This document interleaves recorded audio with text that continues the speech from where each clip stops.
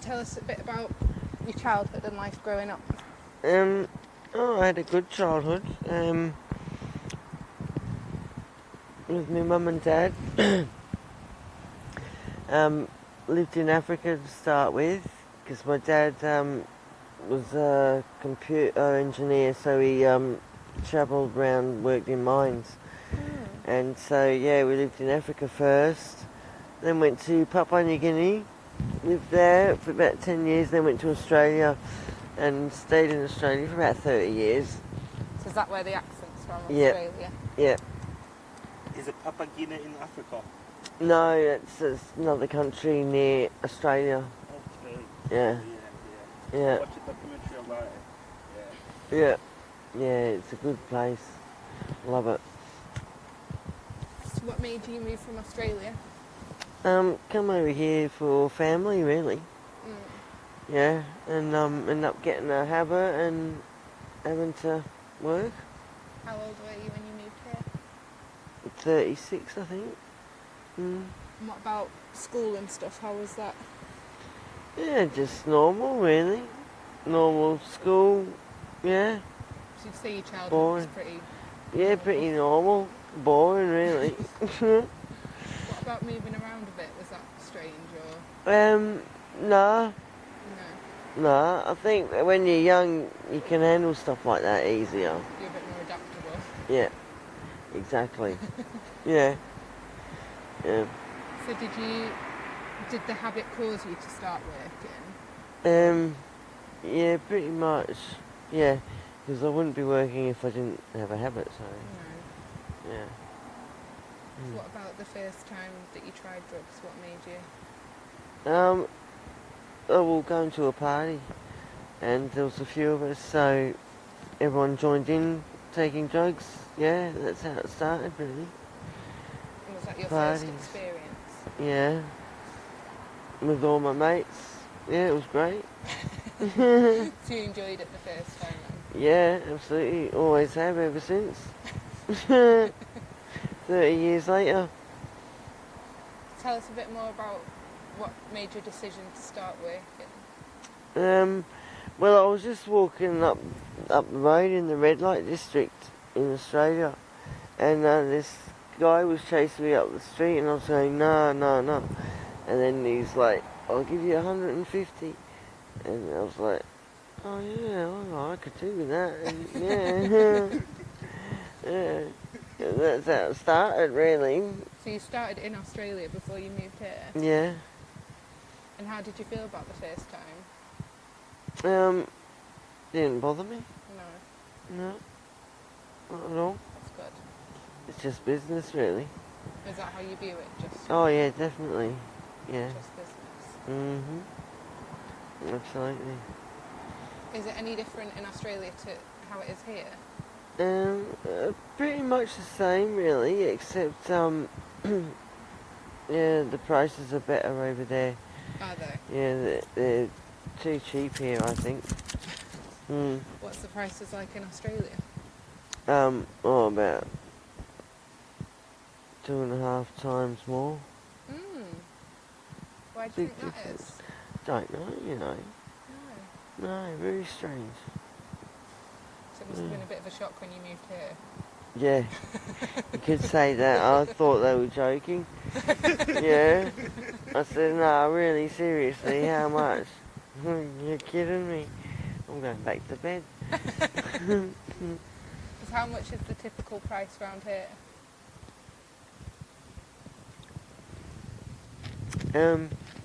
Well, a lot of girls do £10 jobs or £20. Yeah, personally, yeah, I don't bother unless it's £20 or over. Yeah. No, too much hard work. So it varies from girl to girl then? Yeah, yeah, yeah. Have you had any bad experiences? Yeah, I've had a couple, but nothing too bad, luckily. So I've been lucky, really. Yeah. Yeah, and one guy tried to strangle me to death. Yeah. I mean, that sounds quite bad. Yeah, yeah. and then I had to try to pull him up over my shoulder, and then just started punching him, and then he let go of me, and I thought I was dead then. Yeah, in the back of his van. Oh my god, freak. And then I ran into one of my best mates, Portia, who works down here, and I said, get in, and then we terrorised him. Oh, yeah. Yeah, it was brilliant. Yeah, he was absolutely scared shitless of us. Have you seen him back since? No. No. No, I told the police about that one. Yeah.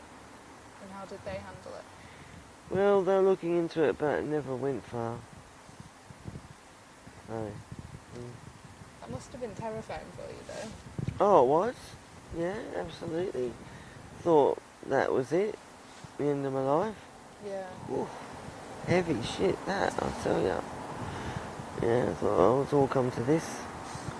Last 3 minutes of my life. Oh, no. I thought, no, fuck that. And then I got angry and, yeah, and he lost, so... But, yeah. Some strange people about. There is. And is stuff like that not enough to put you off, or...? Yeah, but when you've got a habit, you have to just do it. You have to. Yeah. No choice, really. Were you sort of straight back out, or did that make you take a pause? No, straight back out. Yeah. Yeah. Just remember not to turn your back to anyone. Yeah, especially in the van. Yeah, I've learnt some lessons there. No. Have you got a cigarette? Yeah. Please. Yeah. So what are you doing these for anyway? To raise awareness, I feel like people are really quick to judge people and Oh, not yeah. realise that they're normal people and that there's stories behind why they're doing what they're doing. And you shouldn't just look down on people because they do something that you wouldn't do. Yeah, exactly. Because you never know when it could happen to you. Well, no, that's it. You never know when you're going to be in a situation where you could have to turn to do anything Exactly. to survive. I've seen it happen to people. Never thought it would happen to them, and yeah, it did. So you never know. Because that's all you're doing at the end of the day is surviving, isn't it? Well, that's it. That's all it is. Not making big dollar out here at all. Enough to keep yourself fed and your drug habit. That's it. Yeah, that's it. 'Cause I think that's another view that people have, is it's maybe like quite well paid. Is it just enough to get by?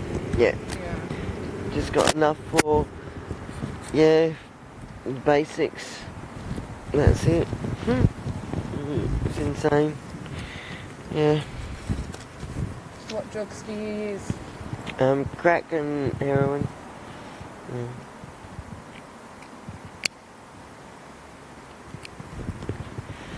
Yeah. Do you still enjoy it? Yeah. Oh, love it. It's great. It is. It's wonderful. It's just some people use it as an excuse to turn into freaks, really. But yeah, that was their issue anyway. You know what I mean? Yeah. Yeah, I like drugs. It's great. Drugs are fantastic. Sick of them being bashed all the time. It's not the drugs, it's the people. They know right from wrong. So you wouldn't say that the drugs have changed you at all? Yeah. But, like, make you do things you wouldn't normally do. Live a life that you would never choose to live. Stuff like that. Yeah. That comes with it, unfortunately.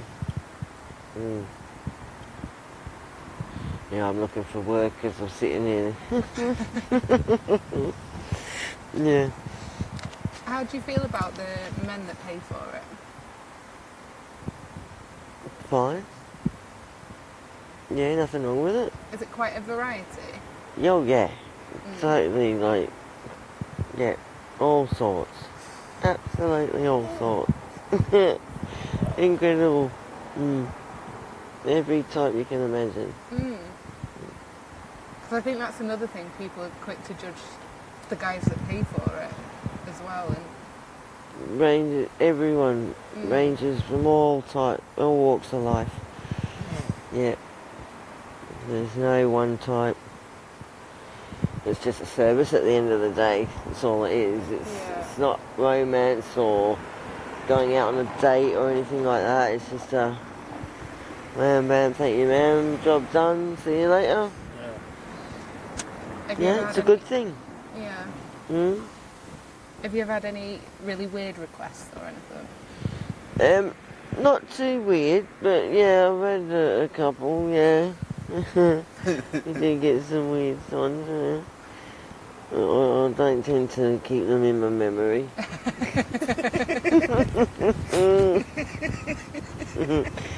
Yeah. How would you say that this affects like your love life? Have you got a partner? Or? No, yeah. Well, I'm always single when I work, so I wouldn't know.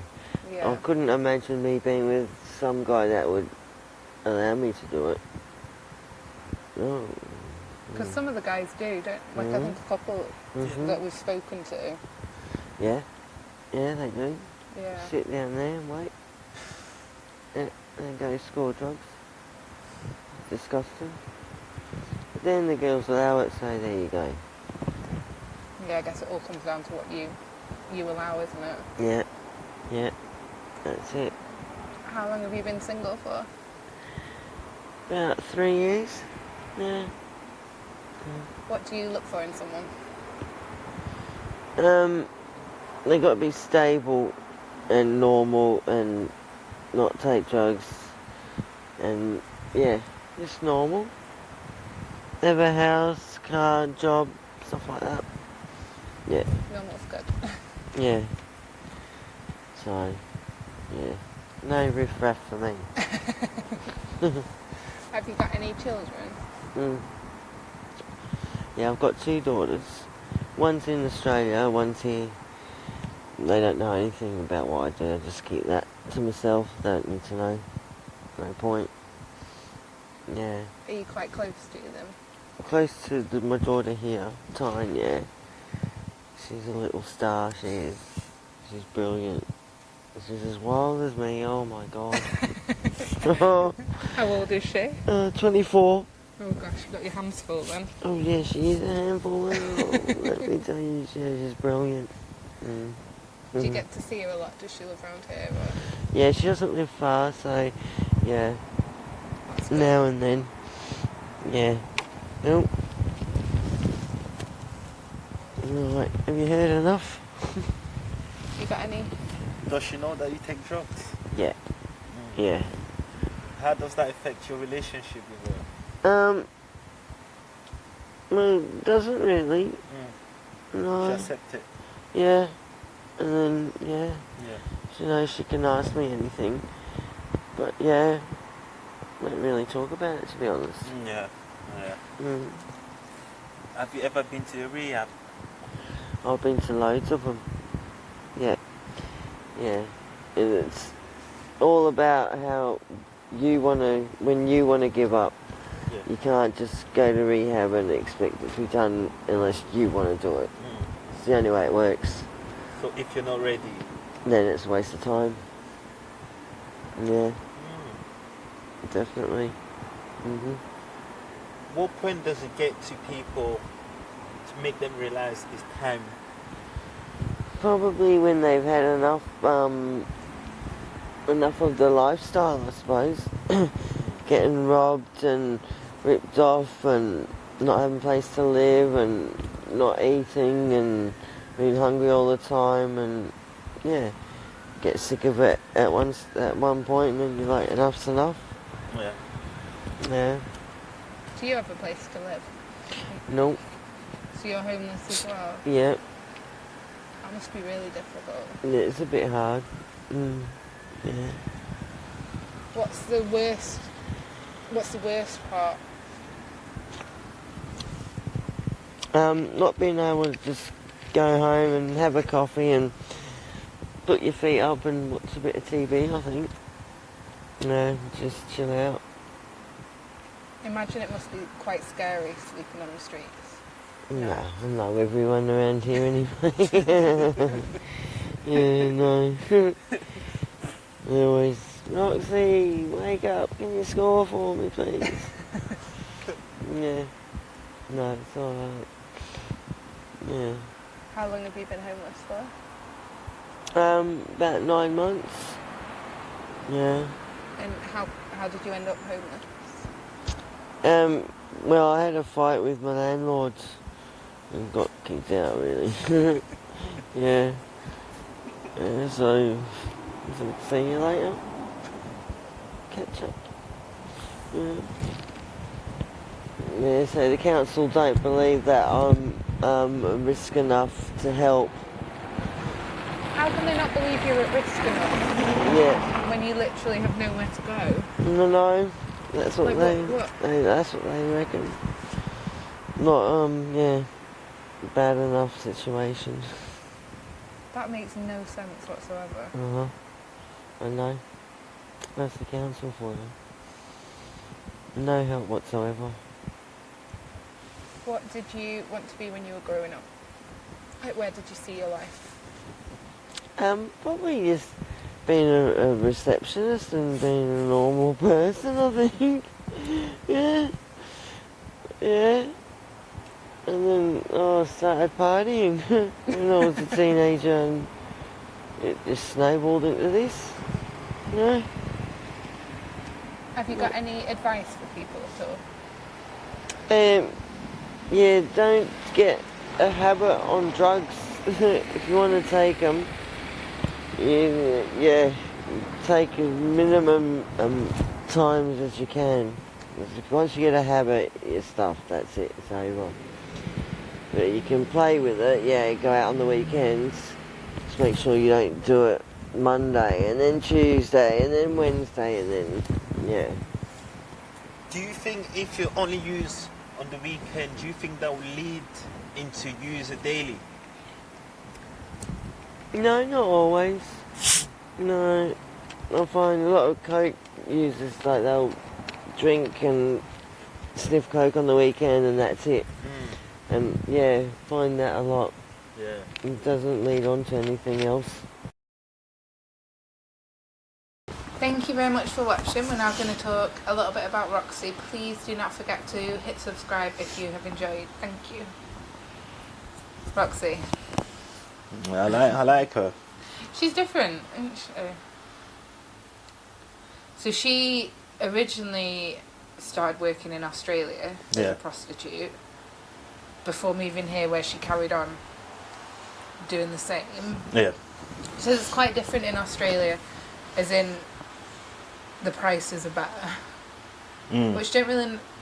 I don't know a lot about the economy actually, I'm not going to... I think some countries are different, you know. Plus you don't know where she was in Australia, like if she's in like the capital, like it's always going to be more, isn't it? Yeah. Yeah. Like the price compared to London to Manchester is totally different. Yeah. I don't know, but I would have guessed.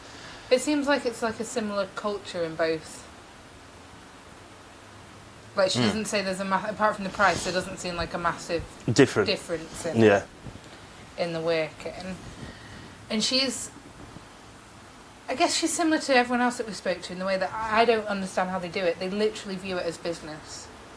It is straight business because they can't really put the mind into it. You know, they need to block it. Can you imagine having sex with someone that you don't want to, but you have to do it? I admire their ability to view it as just business and block. Yeah. But I wonder the long-term damage that does. As in, do you feel that in a way, I don't know if I'm going to have to word this right, contributes to their addiction? What? The working. Like, I get that they're working to fund their addiction. Yeah. But in a way, do you think that then contributes to the addiction? As in, they then need the drugs more to block out what they're having to do to get the drugs? No. I think they're doing the job to get the drug. Yeah. Yeah. That's why they start. Yeah. But then do you not... I don't know, maybe you don't get it because you're not a girl. But I feel... Elaborate. Like, I feel that if you did that, you would then need to block it. And a lot of them are using drugs to block stuff from their childhoods. So do you not feel that it's then a vicious cycle? Like, they're doing the work to get the drugs, but then they need the drugs more to block out the work that they're having to do to get the drugs. Because I refuse to believe, like, I know they will say it's just business, and I do, like, I believe that it is to them, but I refuse to believe it doesn't affect them at all. What do you mean? Of course it does affect them. Yeah. But then do you not feel that then makes them need the drugs more, like a vicious circle? No, but they're seeing it as it's a work. They don't have no emotion. They block everything. I refuse to believe that they manage that completely successfully. That there's not occasions where they think, like, why am I doing this to myself? Have you ever done it? No. Exactly. I know. But still. Yeah. I think the addiction's that bad. They're doing anything, especially for a woman. I wouldn't say it's easy, but she can always manage to get some money. For a guy, it's different. You know, he can't really prostitute himself. There's some do, but does not work.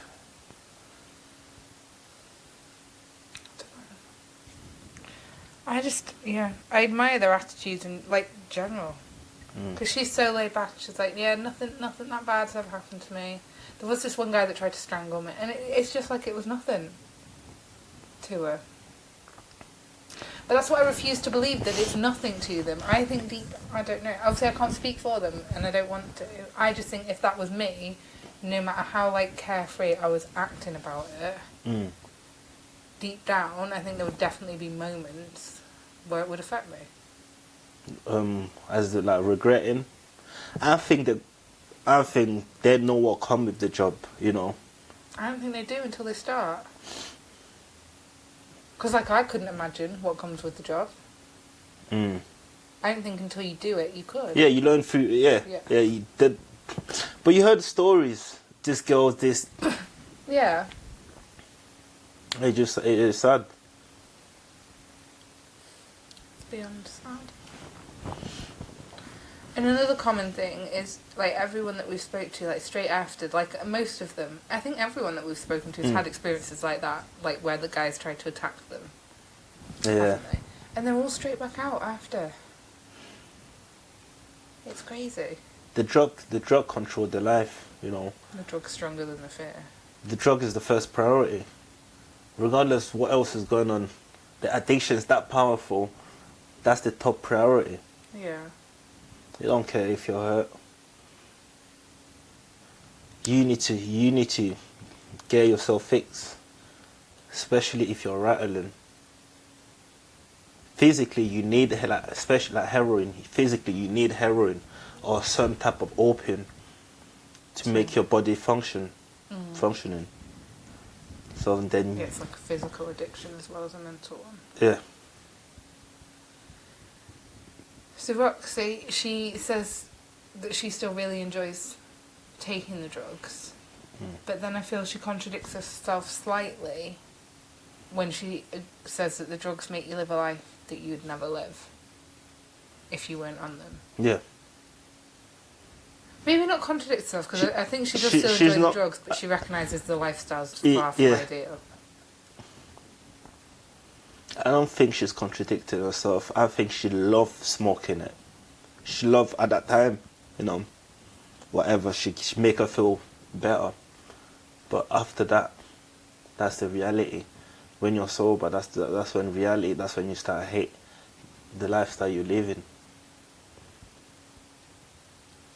Because it's a difficult, because you could not fund drugs and a stable, what most people would call normal lifestyle without a considerable amount of money, could you? What was normal? I knew you were going to go there. I don't know, like a place to live and regularly having food on the table and having your bills paid. Yeah. You couldn't fund that and the drugs without a substantial amount of money. And unfortunately, but if you drugs make them unable to work most of the time. There's some people that personally know they're functional addicts. They go to work, bit like functioning alcoholics, right? Yeah, they're going. Down. Yeah, they're going to work. They manage what they're doing, but as soon as they finish work. Do you think that must feel like a double life? Is that a double life? Well, I don't know. I said, do you think it must feel like that? I didn't say it was. It depends if you must feel like two different people. Yeah, it depends. If you're hiding it from everyone else, that's a different. You're living a different life. But if you got a partner or your friend, you're open about it. I guess then, yeah. Mm. So Roxy is single at the moment. Sorry. She says she's always single when she works. Yeah. She wouldn't want a partner that would allow her to go out.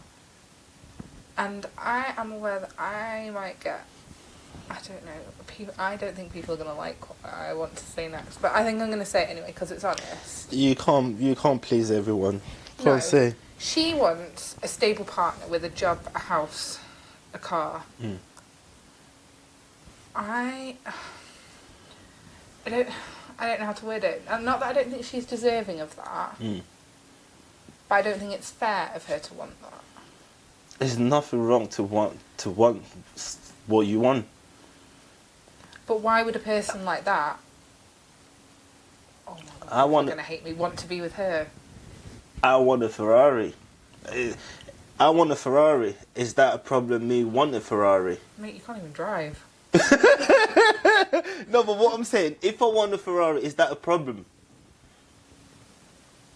Yeah, because you can't even bring a driving licence to the table. So you and the Ferrari don't match. Okay, but so if I get my driving licence, then no problem. You and the Ferrari match. Exactly. So basically, that's what she wants. Again, there's nothing wrong with wanting that. Yeah. But what I was trying to say is I don't understand how she could think that someone that's got that would want to be in a relationship with her. And I am fully aware that makes me sound horrible and I don't mean it like that. I'm sounding like Kevin, aren't I? But what's she bringing to the table for that? Well, if the person loves her, it's love. You can't compare that. When it comes to love, you can't really compare. You can't really compare it. So contradicting. I'm not. I'm just saying, like, if it's love, right? If it's love, nothing else matters. Yeah, nothing else matters what she bring on the table. So imagine if everything like that don't matter if it's love. Yeah, but if she meets someone that help her to change her life. I mean, it could work like that, but we both know it doesn't. Like, I don't think it's not impossible. It's not impossible, but it's doable. It's always bad when people change for other people. Yeah, you can't change for other people. You know, you can never change because of someone. Because that person goes and you right back to where you started. You need to change for yourself. Yeah. I don't know, it just made me feel a bit like when she was saying it. But yeah, you're right. You're allowed to want what you want. Yeah. Nothing wrong with that. There's nothing wrong with that. Yeah. But then, like, in the words of Kevin Samuels, you've got to bring something to the table as well. Like, you can't want all this from someone and bring nothing that they're going to want to it. She might bring something to the table. I know. You know. It just. So basically, you think she's she demand. I think she wants a lot for what she.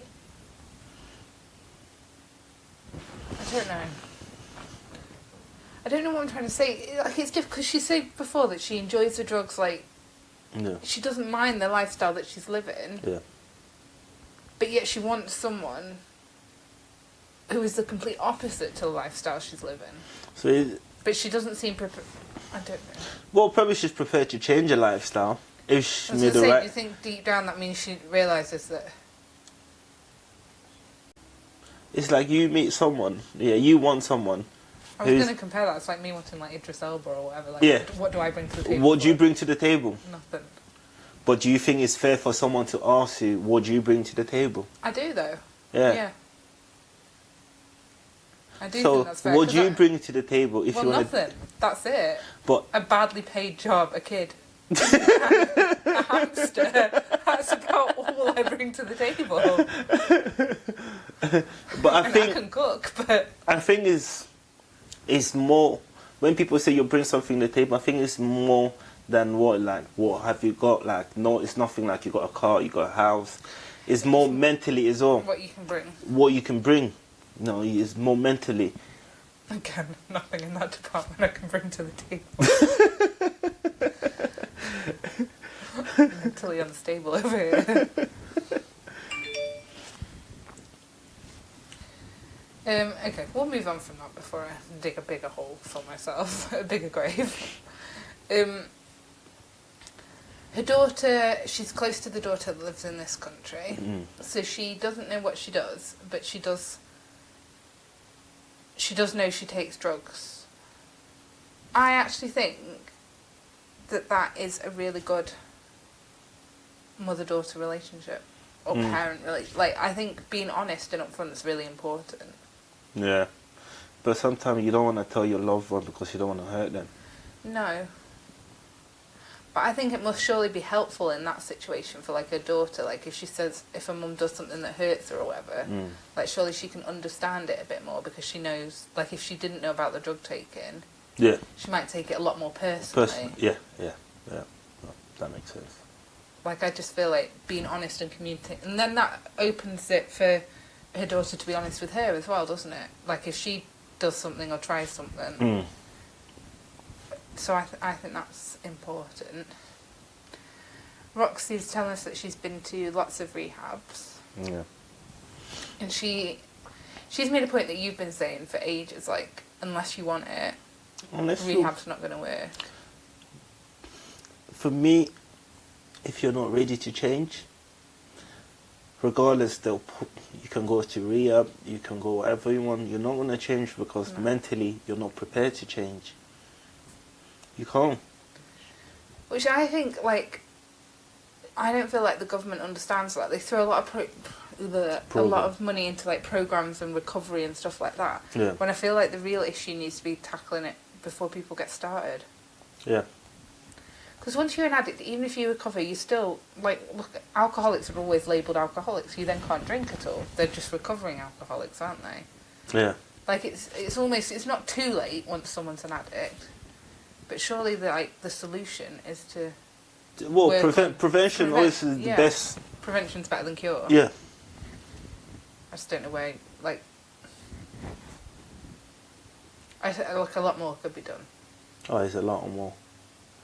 But then you can't force people. No. You can't force people. People need to understand why does people take drugs. That's the key. You need to understand that why. If you don't get that, if you don't tackle the underlying reasons, you know, and there's a million reasons why people take drugs. Yeah.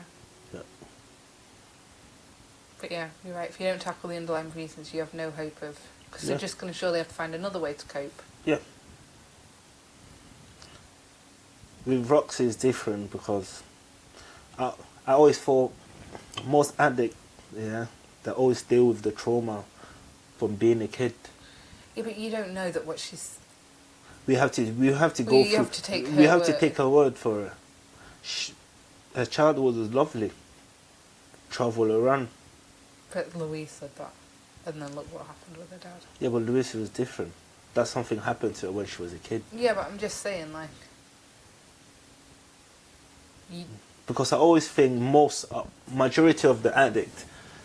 are trying to not hide something. Not trying to hide, they're trying to deal... Yeah, that's where something happened when there was a kid.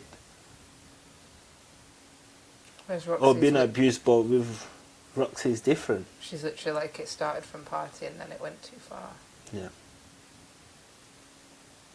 And then, like she said herself, certain people say, that will never happen to me. You can't say that. You can't say that. Because you never know.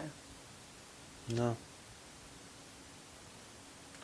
And Roxy at the moment is homeless and She's has homeless. been for the last 9 months. I feel so sorry for her. How does she... And how does the council not deem her as a priority enough? I don't understand how, like, in this day and age, we can still be having people living on the streets. Certain people don't want to move out of the streets. I think she would though. Yeah, she would. Yeah, definitely. But why would you not want to have a house? You know, little things that we take for granted, like just to have a cup of tea. A shower. A shower. Get in your bed at night. She was talking just Lock watching doors, TV. Just safe. watching TV. Little things that we take for granted is that someone's goal? Something she want to achieve. That's for her. That would be she achieved something. And I can't even imagine like how scary it must be sleeping on the streets. Like surely you can't ever have a proper relaxing night's sleep. How can you be relaxed when you can't? You can't. And in the winter as well, that must be unbearable. I don't know actually. And yet people seem to have more empathy for like dogs roaming the streets than they do people. Yeah. Because the way they see it, people put themselves in that position, whereas a dog has not put itself in that position. Yeah. And people do put themselves in that position, but people make mistakes. Yeah, everyone. To say that, like, I don't ever make a mistake that ends me up home. Like, you can never say never. Never say never. But we can't look down on these people. We can't look down on people because we don't know what tomorrow brings for us. We can't say it. We don't know what's tomorrow. No. Only thing we can try to do is be positive. Thank you very much for watching. Please don't forget to hit subscribe if you've enjoyed. Thank you.